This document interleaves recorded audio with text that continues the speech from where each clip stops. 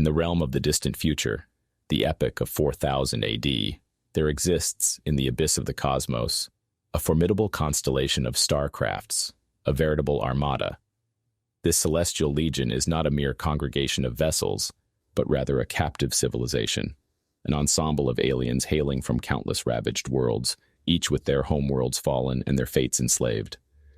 The heavy hand of tyranny that once held them bound has now fallen, and a new power is poised to rise, eager to etch its will upon the tapestry of cosmic order. Once members of humanity, these beings have endured unimaginable torment, their genetics twisted and mutated, edited and reworked until they have transcended the confines of their erstwhile form. They stand on the threshold of becoming entities of lethal potential, creatures that have transcended the barriers of their original design, creatures too volatile for even their ruthless masters to rein in. As the gravitational pull of the supermassive black hole, nestled in the heart of the galaxy, draws all matter into its insatiable maw, so too will the actions of these hybridized entities tug at the threads of destiny, pulling all into their sphere of influence. None shall remain untouched by their ascendance. Yet within the hearts of these transformed beings, uncertainty persists. The path their futures are to tread remains shrouded in obscurity.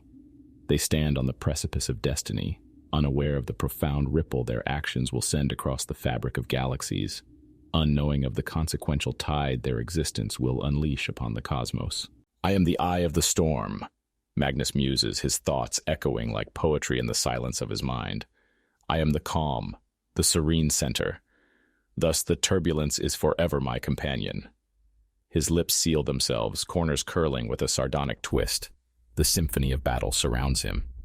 18 heartbeats pulsating in a triadic rhythm, the metallic tang of blood and sweat in the air, the tiny sparks of metal clashing against metal.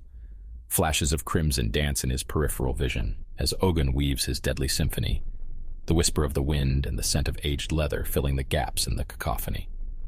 A Krell, bare-chested and fierce, falls. The sound of a hammer smacking against something solid reverberates. Kirigi's footfalls, followed by the symphony of destruction, snapping, breaking, crushing. No screams of pain from their Krell captors, just the gurgling sounds of life ebbing away as blood from 3 hearts floods their lungs. Their blood mirrors ours in color, yet the scent, it tells a different tale. Magnus contemplates, his eyes narrowing as he focuses on the crimson-skinned Overlord. He reaches out with his chi, his intrinsic energy, the living force that binds all life. This monumental task won't slay his enemy outright, but it could tilt the scales in favor of his comrades if he can unsettle the Overlord's chi center. Harnessing his intrinsic energies here is different than on Earth. Not more straightforward or more complex, just different. Magnus's newfound biology is designed for defense, making a direct confrontation with the Overlord imprudent. To be brutally honest, he would only obstruct his friends. An unfamiliar sensation, but one he must accept. His abilities were more defensive, and his friends had become highly adept at the offensive. His thoughts drift towards the philosophical, contemplating the nature of his existence and the role he plays in this grand cosmic dance. He is the eye of the storm, the calm amidst chaos, the unkillable immortal in a world teetering on the brink of destruction. And yet, at this moment, he is also a spectator, a lover watching his beloved dance with death, a poet crafting verses in the theater of war. Lucious Magnus muses to himself, his thoughts wandering back to his past life. He had been chronically ill, a prisoner within his own body, a stark contrast to the picture of health he now presented. His frailty had been his constant companion, a relentless reminder of his mortality. But then, the abduction happened. With their advanced technology and inscrutable motives, the aliens experimented on him. They had transformed him, turned his weakness into strength, his illness into vitality. He had become the epitome of health, a far cry from the sickly man he once was. Yet, as he looked around the artificial construct that was the slave corps ship, he couldn't help but wonder at the cost of his transformation. The cold sterility of his surroundings was a harsh reminder of the unnatural processes that had brought about his change. He was healthy, yes, but at what price? The end of the Overlord comes in a swift, decisive moment.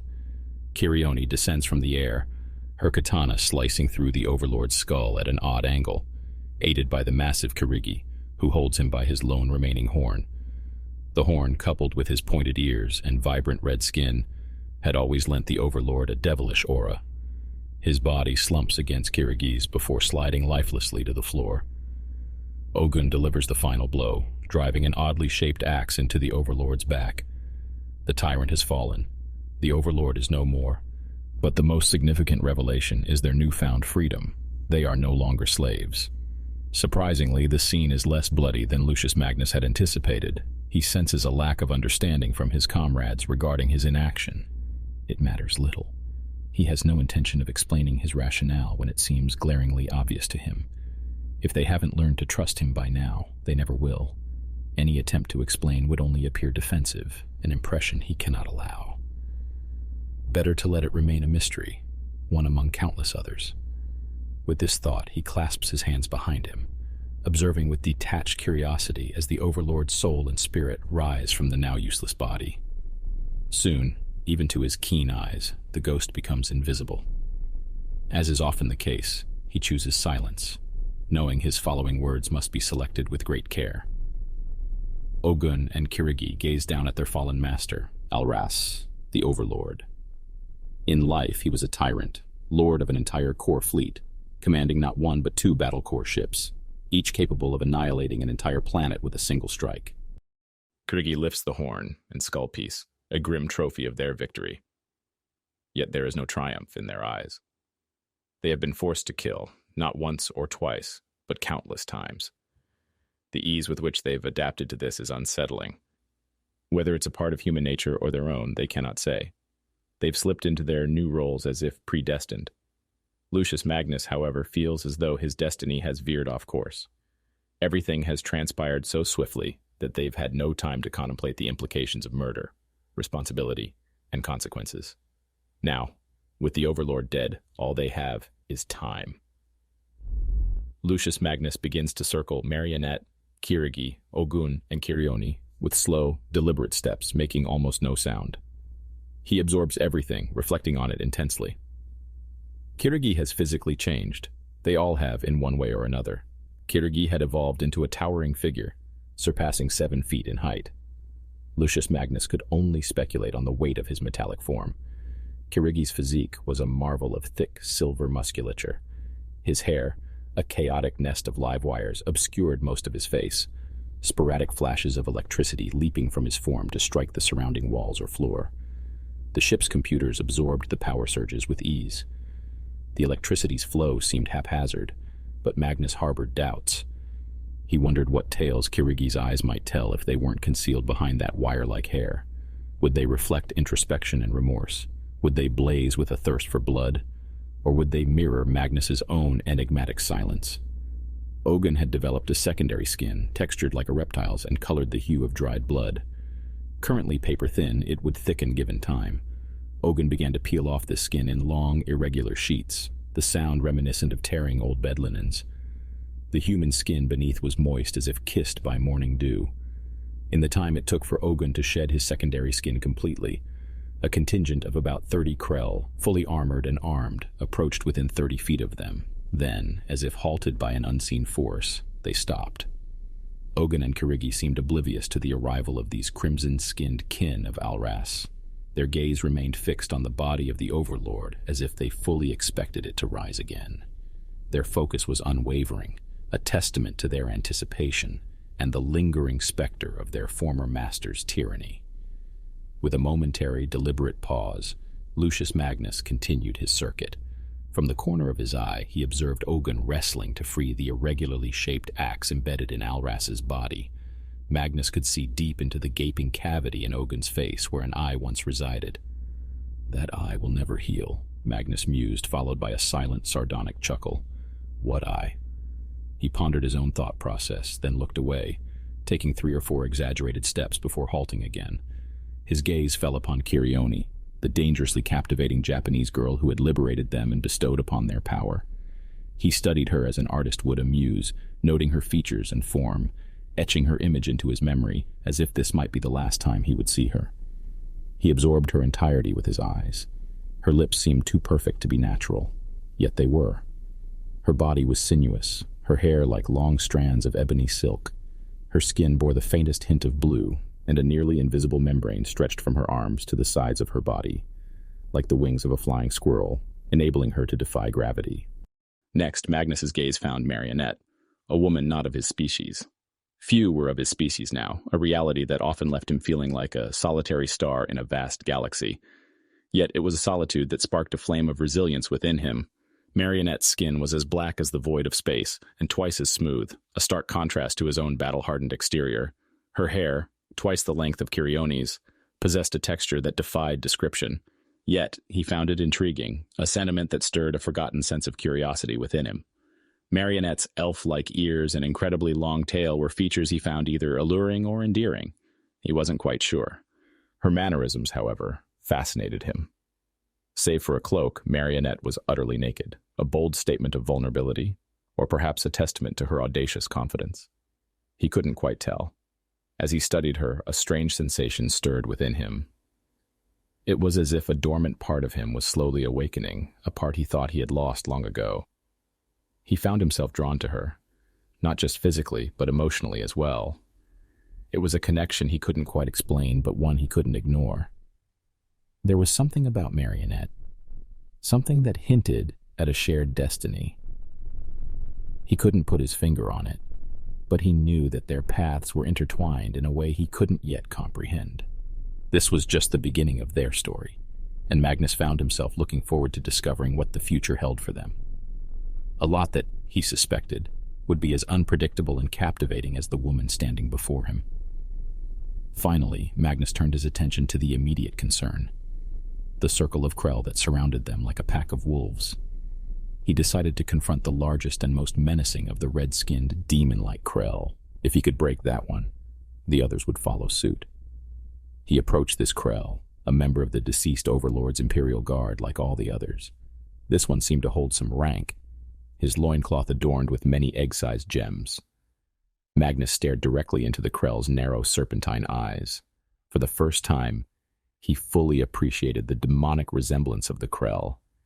Yet, he had battled real demons before, and the Krell lacked the aura that all demons possessed.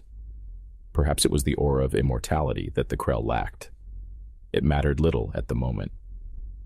By your own law, Magnus's voice resonated through the Krell warrior. Kirioni is now the Overlord. He looked around, his facial expression a challenge to any who would dare to contest this claim. In response to Kirioni's claim, the largest, most menacing of the Krell queried, "This Kirioni, she delivered the death blow." "That is correct," Magnus affirmed. Kirioni stepped forward, Magnus gracefully stepping aside to give her space. "I am Kirioni Ahsoka. Only the strongest can claim the title of Overlord, and I am the strongest. I am the Overlord." The Krell's response was swift. "It would appear you had assistance." Kirioni retorted, "When Alras slew his father, Darras, he had 1,000 Parisians at his side. True strength lies not just in the body, but in the mind and in alliances. Alras forgot that, and now he lies dead. There is only one immutable law in this core fleet. Kill the Overlord, become the Overlord." "So, where do your loyalties lie?" The most immense and most menacing of the Krell raised a fist and bellowed, "We serve the Overlord." In unison, the present Krell Imperial Guard echoed, "We serve the Overlord.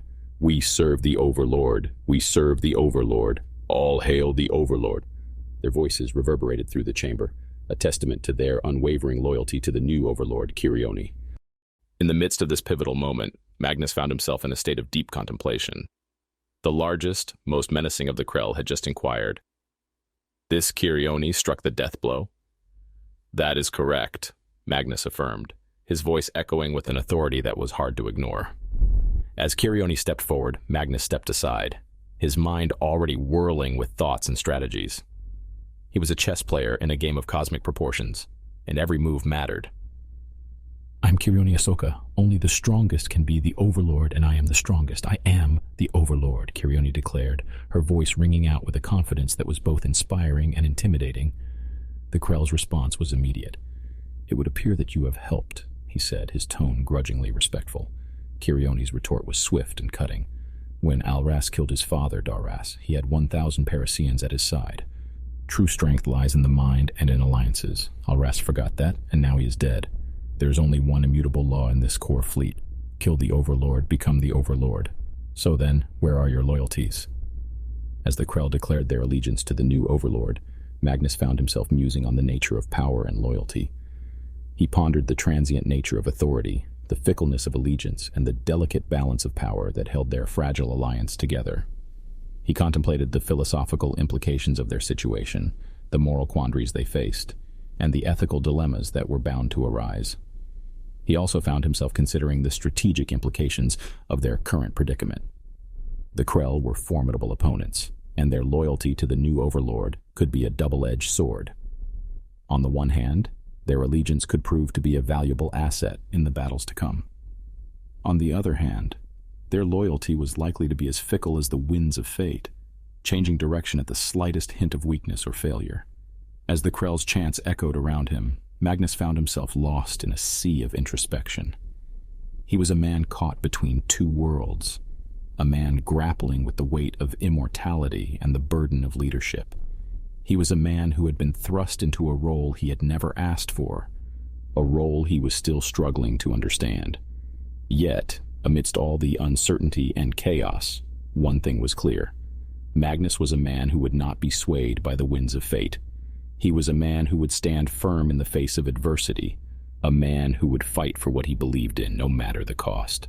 And as he stood there, amidst the echoing chants of the Krell, Magnus knew one thing for certain. This was just the beginning.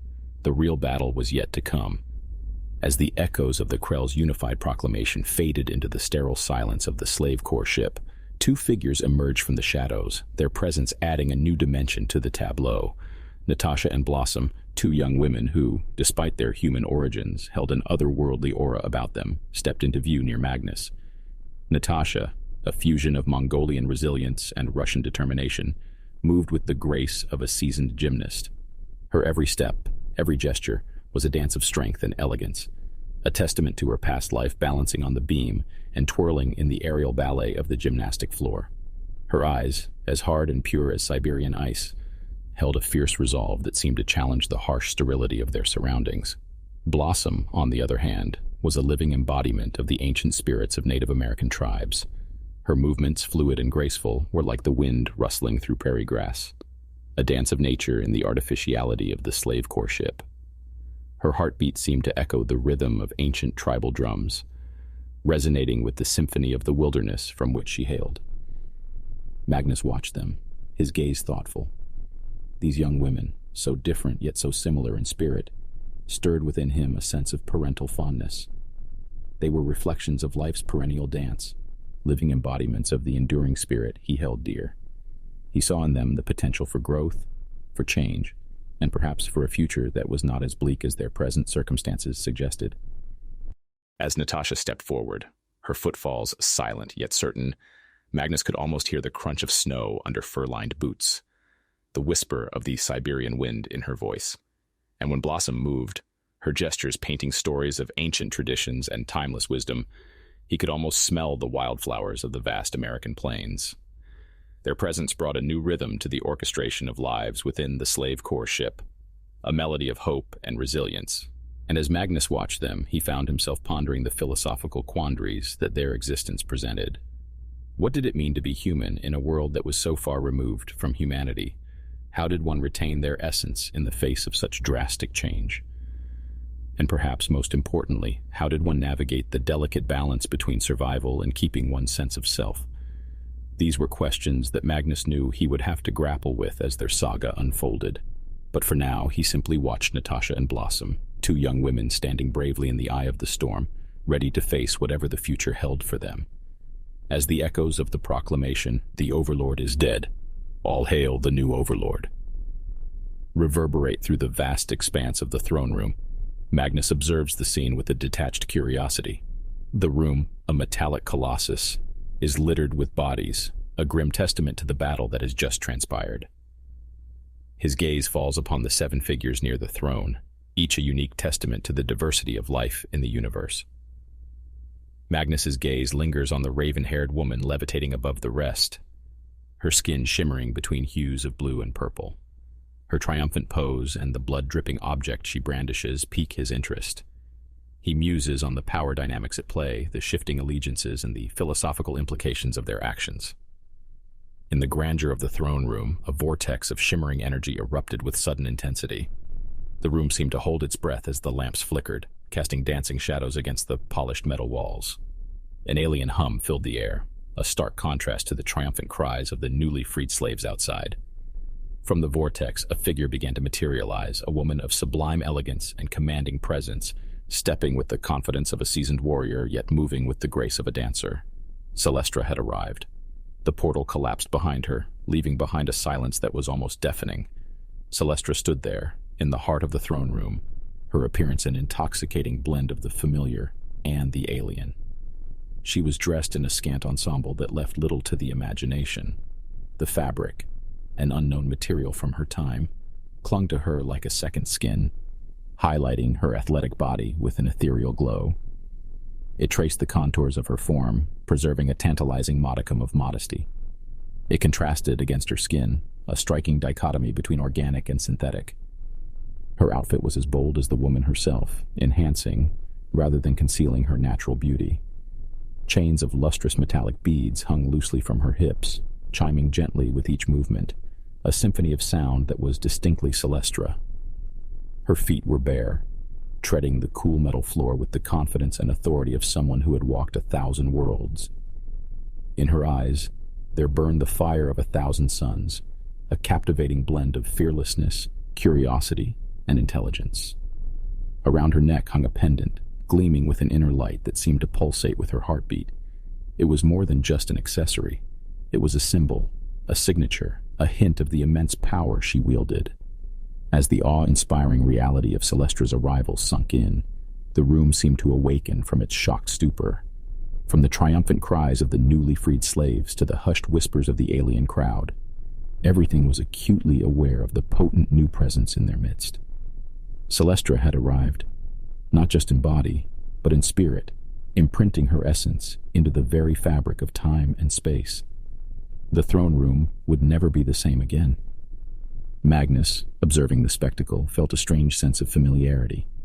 He had seen countless wonders in his time, but the arrival of Celestra was something else entirely. He could sense the raw power radiating from her, a power that was both terrifying and fascinating. He found himself drawn to her, intrigued by the mystery that she represented. Marionette, on the other hand, felt a surge of protectiveness. She could sense the danger that Celestra represented, and her instincts were screaming at her to protect her newfound family. Yet there was also a sense of curiosity. Who was this woman, and what was her purpose? Kirioni, the newly crowned Overlord, felt a pang of jealousy. She had just claimed her throne, and now this woman was stealing her thunder. But there was also a sense of respect. This woman had power, and Kirioni could appreciate that. Kirigi, Ogun, Natasha, and Blossom all had their own reactions, ranging from awe to fear to curiosity. When the Kirioni notices the unexpected arrival of Celestra and commands her capture, Magnus observes the swift response of the red-scaled humanoid. He watches as Celestra is presented to the group, her confusion and fear palpable even from a distance. Magnus, ever the strategist, begins to contemplate the potential implications of this new arrival. As he watches the interaction between the blue-skinned woman, now declared the Overlord, and Celestra, Magnus can't help but reflect on the nature of power and the delicate balance of fear and respect it commands. He observes the crowd of survivors, their reactions ranging from relief to disbelief, and contemplates the ripple effects of the Overlord's decree to end slavery and human experimentation. Marionette, standing by Magnus's side, watches the scene unfold with a mix of apprehension and curiosity. She is particularly intrigued by Celestra, the newcomer who has suddenly become the center of attention. She wonders about the woman's origins and the nature of her energy patterns, which seem to be quite different from their own. Kirioni, the newly declared Overlord, is focused on asserting her authority and establishing her rule. She is aware of the eyes on her, of the expectations and doubts, and she is determined to prove herself. The arrival of Celestra is an unexpected complication, but Kirioni is quick to adapt, using the situation to further assert her authority and demonstrate her commitment to her new role. Kirigi, the metallic behemoth, observes the scene with a calm and steady gaze. He's particularly attentive to the reactions of the crowd, gauging their responses to the new Overlord's decrees. His soft yet booming voice echoes across the throne room, reinforcing Kirioni's words and lending further weight to her decrees. Ogun, the red-scaled humanoid, is focused on the task at hand. His grip on Celestra is firm but not harmful, a clear demonstration of his strength and control.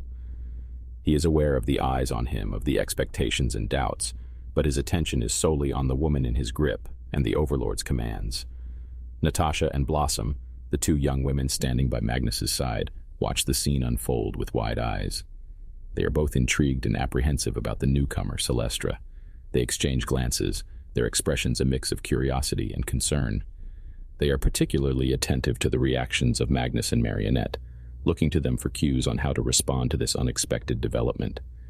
But as brilliantly and as suddenly as Celestra had arrived, she had gone. But something else had changed. In Magnus's memory, she had appeared multiple times. Each time, subtle variations in outcomes had emerged. This was much more than mere imagination. Something about his new physiology had granted him the ability to perceive changes in the timeline. While apparently no one else in the room could, this scene had played out half a dozen times, and no one had perceived or remembered them all. They only remembered the most recent temporal intrusion.